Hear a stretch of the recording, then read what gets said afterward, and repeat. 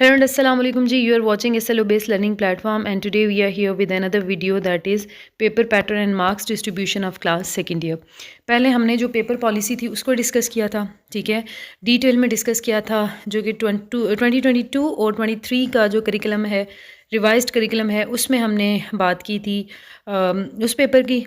और आज के वीडियो में हम बात करेंगे क्लास सेकेंड ईयर के लिए कि ओवरऑल जो सेकेंड ईयर का पेपर है कितने मार्क्स का, 100 मार्क्स का जो पेपर है उसमें कितना पोर्शन जो है वो ग्रामेटिकल कंटेंट बेस्ड है, कितना जो है वो आपका नॉलेज बेस्ड है, कितना एप्लीकेशन बेस्ड है और कितना उसमें अंडरस्टैंडिंग बेस्ड।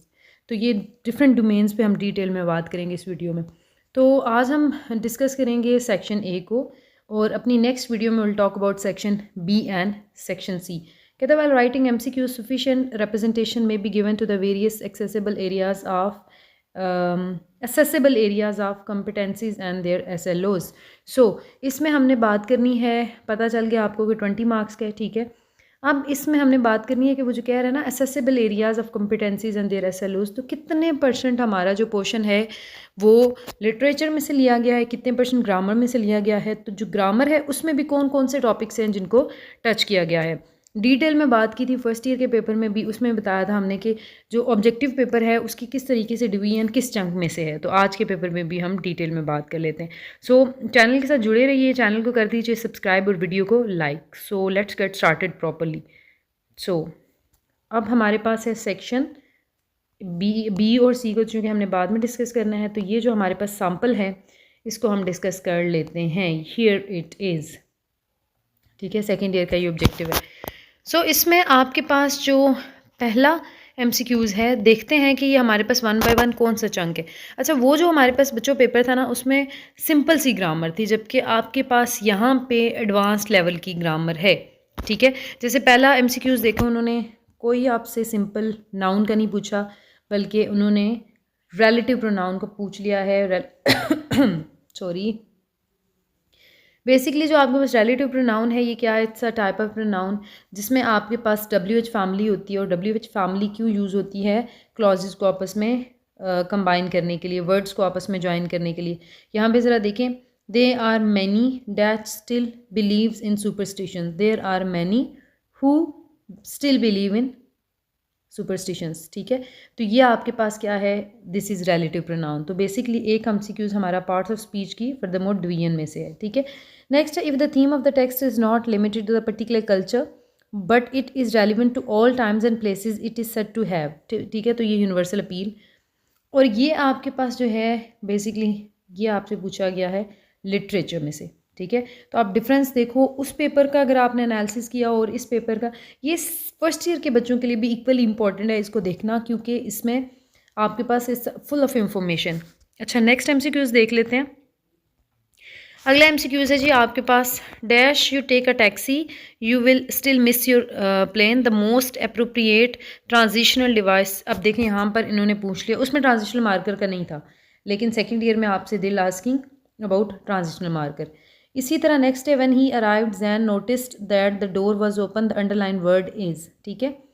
अब देखें ये भी आपसे पूछ लिया उन्होंने रेफरेंसेस के बारे में कि कैटाफोरा रेफरेंस क्या होता है और एनाफोरिक रेफरेंस। आई गेस कि I have uploaded video about them, मैं चेक करती हूँ, अगर नहीं इन पे वीडियोस तो डेफिनेटली आई विल अपलोड, ठीक है। ये अब आपके पास सेकंड ईयर में क्वेश्चन है रेफरेंसेस के बारे में कि कैटाफोरिक रेफरेंस क्या होता है, एनाफोरिक क्या होता है, लेक्सिकल रेफरेंस क्या होता है। तो इस पर डिटेल में हम बात करेंगे। अच्छा, नेक्स्ट MCQs देख लें आप, ट्रांजिशनल मार्कर वाला टॉपिक भी कवर हो गया। नेक्स्ट है, unlike mammals birds incubate their eggs outside their body, the online. अब देखें ये क्या है आपके पास, दीज आर सिनोनिम एंटोनिम, ठीक है। तो देर आस्किंग अबाउट द सिनोनिम, तो यहाँ पर आपके पास सिनोनिम एंटोनिम उधर भी थे है फर्स्ट ईयर में। नेक्स्ट है आपके पास, are traditional story sometimes popularly regarded as historical but not authenticated in is termed as. तो ये आपके पास बैलेड, पैरेबल, एपिक, लेजेंड, ये आपके पास क्या, जॉनराज ऑफ लिटरेचर, ठीक है, लिटरेरी टर्म्स हैं ये आपके पास। तो यहाँ पर उन्होंने लिटरेरी टर्म को क्या किया हुआ है, थोड़ा एडवांस लेवल में दे आर आस्किंग, ठीक है। नेक्स्ट आपके पास, Kiran comes home after her interview, runs to her bedroom and slams the door, you infer that her interview went well, her interview didn't go well, she is tired, she is exhausted. तो हमने अब क्या करना है, contextual background. बच्चों हमेशा जब आप मीनिंग को इन्फर करते हैं तो you can infer the meaning in two ways.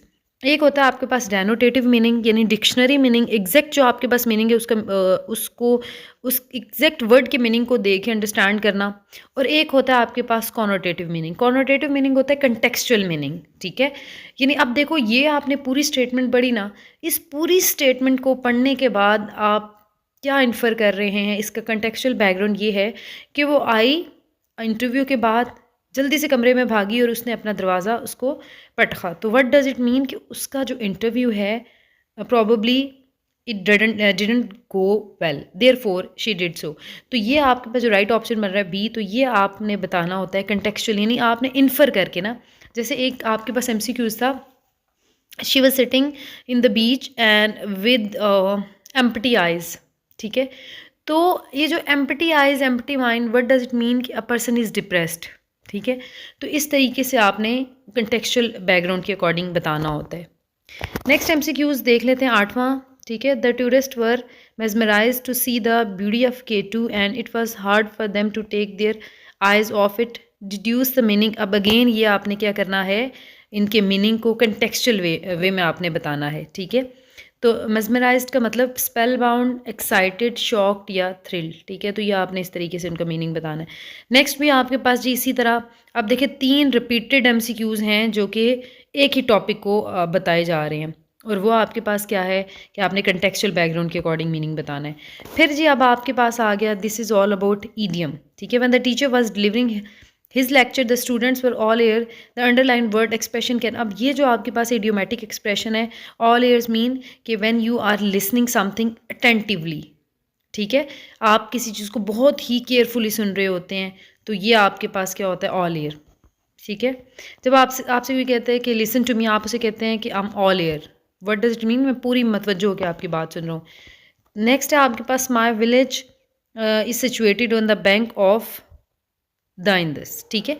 अब ये क्योंकि आप प्रॉपर नाउन है तो इसके साथ आप आर्टिकल द लगाते हैं, तो देखें द हियर इज़ यूज्ड, और ये आर्टिकल का आपके पास आ गया।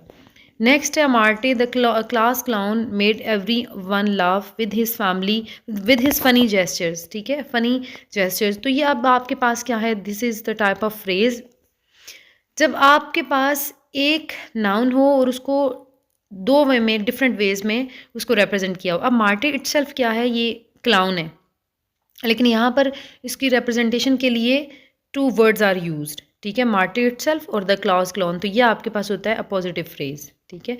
नेक्स्ट है आपके पास ये one must always be aware of once duty. तो ये आपके पास क्या है, दिस इज़ पर्सनल प्रोनाउन, ठीक है। नेक्स्ट है आपके पास, देखें आपके पास उन्होंने अभी तक जितनी पूछी है, this is advanced type of grammar. Next है आपके पास you date see a doctor which one of the following model. अब देखें अगेन यहाँ पे मॉडल वर्ब भी आ गया। 15th वन है आपके पास they played well and won the game. तो ये भी आपके पास दिस इज़ व्हाट, ये आपके पास एडवांस्ड ग्रामर है, ठीक है।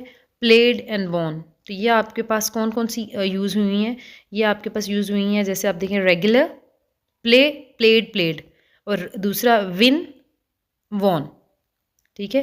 तो ये आपके पास वॉन क्या है, आपके पास इरेगुलर है, तो ये आप देख लिया आपने। नेक्स्ट है आपके पास they are asking about the he had finished the work on time, Ali went out for a walk, which one of the following sentence correctly replaced। तो ये आपने देखें this is again advance level. इस paper को इंशाल्लाह ताला, ये अभी तो मैं आपको एज ए सैम्पल दिखा रही हूँ, ये एक एक MCQs को हम सॉल्व करेंगे अपनी अपकमिंग वीडियोज़ में।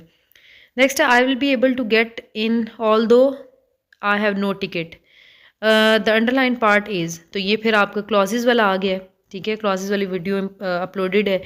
फिर ये देख लें जी, ये है identify the phrase exemplifying the most appropriate order of adjectives.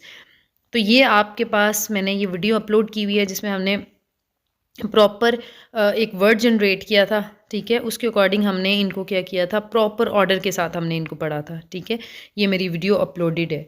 Next 19th है, आपने पास्ट फ्यूचर परफेक्ट कंटिन्यूस को यहाँ पे क्या करना है, आइडेंटिफाई करना है।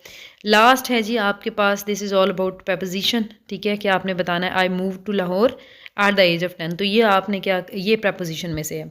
तो ये थे जनाब 20 MCQs क्या, बल्कि आप कह लें कि 20 डिफरेंट टॉपिक्स, ठीक है, जिसको हमने डिस्कस किया। इसमें जो एमसीक्यूज़ ज़्यादा यूज़ हुए, मतलब लाइक आप कह लें कि जो ज़्यादा चंक था वो जो वर्ड्स सेम, वो वर्ड्स को मीनिंग को इन्फर करने वाले हमारे पास 3 एमसीक्यूज़ थे। ठीक है, बाकी आपके पास देख लें चीज़ें किस तरीके से आई हुई हैं, डिटेल में आप इनको देख सकते हैं। तो इंशाल्लाह ताला इस पेपर को ही हम करेंगे डिटेल में, हर टॉपिक को डिस्कस अपनी अपकमिंग वीडियोज़ में। बाकी जो मैंने आपको साथ में लिंक्स बताए हैं कि ये टॉपिक्स पे मैं वीडियो बना चुकी हूँ, वो मैं इस वीडियो के आखिर में लिंक दे दूँगी, आप वहाँ से देख सकते हैं। तो रखिएगा अपना बहुत सारा ख़्याल। इंशाल्लाह ताला सेक्शन बी और सेक्शन सी के साथ हाज़िर होंगे अपनी कमिंग वीडियो में। Till then take care and अल्लाह हाफ़िज़।